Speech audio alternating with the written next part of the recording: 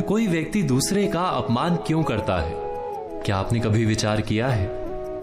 वैसे तो हम भी बिना कारण बहुतों का अपमान करते हैं। हमारा अपना अपमान भी बहुत बार होता है।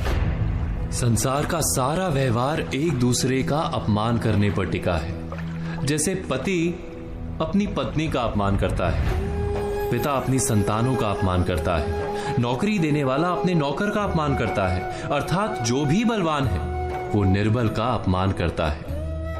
यदि हम शक्तिमान हैं तो अपमान के बदले में लड़ाई करते हैं, और यदि लड़ने की शक्ति नहीं होती तो हम अपमान सह लेते हैं, स्वयं को निर्बल और असहाय मान लेते हैं। हमें छोटे होने का एहसास होता है। ऐसा प्रतीत होता है जैसे हमारी आत्मा कुचली गई हो। किंतु कोई किसी का अपमान क्यों करता है? जब अपमान होता है तो मनुष्य को अपनी निर्बलता का एहसास होता है, और निर्बलता का बोध मनुष्य को कुचल देता है। वो अधिक से अधिक निर्बल बन जाता है, अत्याचार सहने की आदत सी पड़ जाती है। आत्मविश्वास का नाश हो जाता है, और जब आत्मविश्वास नहीं होता तो मनुष्य शराब और जुए जैसे व्यसनों में सुख ढूंढता है, मन से रोगी बन जाता है। आखिर किसी भी मनुष्य की ऐसी दुर्गति कोई क्यों करता है?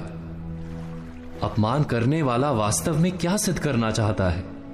कभी गहराई से विचार किया है? वास्तव में हम किसी का अपमान करते हैं उसकी निर्बलता सिद्ध करने के लिए, ये बताने के लिए कि हम अधिक शक्तिमान हैं। अर्थात वास्तव में अपमान करने वाला स्वयं अपने आप को शक्तिमान या बलवान सिद्ध करने का प्रयास कर रहा है।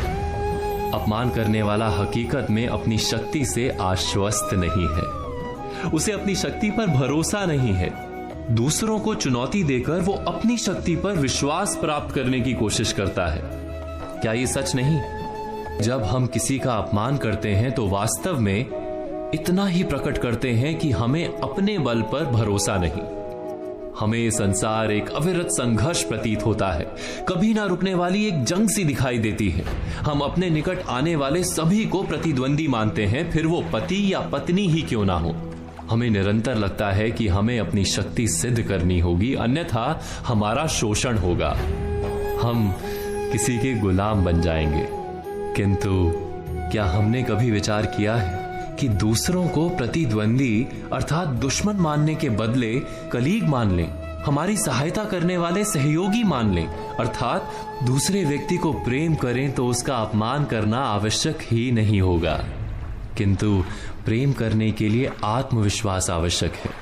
जिसे अपनी शक्ति पर विश्वास नहीं, वो प्रेम कर ही नहीं सकता। अर्थात